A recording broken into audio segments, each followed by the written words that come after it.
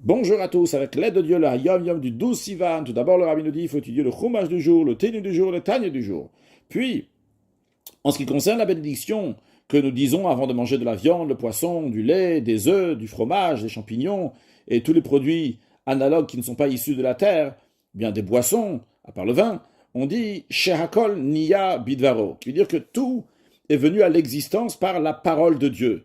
Alors, le rabbi nous dit qu'on dit bien Niya Bidvaro et non pas Niye Bidvaro. Niya, que ça a été créé par la parole de Dieu, c'est venu à l'existence par la parole de Dieu, et non pas Niye Bidvaro, que ça existe par la parole de Dieu. C'est-à-dire qu'on le dit au passé, en effet, comme l'Admour Azaken dit dans le Shulchan Aruch, que toutes les bénédictions étaient fixées donc dans le langage du passé.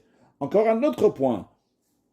Le rabbi nous ramène l'extrait d'une lettre du rabbi précédent, Reb Shneur Zalman Shmotkin de Varsovie, dans lequel il a envoyé donc le fascicule Hatamim, donc un fascicule qui sortait donc par la yeshiva Tom Chetum à Varsovie, ou bien avec les Igud Talmidei Atmimim.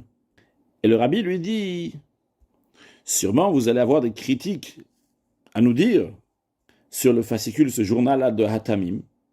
Et donc le rabbi précédent lui souligne, il dit que c'est encore mieux que les éloges qu'on va dire sur ce Hatamim. Et là viennent les mots du Hayom Yom, comme écrit mon père le rabbi Rachab dans une de ses lettres, aime la critique, car elle te fera atteindre la vraie grandeur, la vraie hauteur. Grâce à la critique, une critique qui est constructive, on peut arriver à un niveau plus haut. Donc, il faut être prêt à réceptionner, écouter des critiques pour pouvoir grandir et devenir encore mieux, Mashiach Now, un excellent Yom.